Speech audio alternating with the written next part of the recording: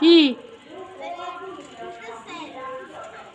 দুটো ছেলে একটা সাইকেল করে যাচ্ছিল, তারপর বাইকটা দেখেছে যে বাইকে যে লোকটা বসেছিল সেই লোকটা দেখলো যে ওরা দুজন যাচ্ছে একটা সাইকেল করে, এদিকে ঘুরেছিল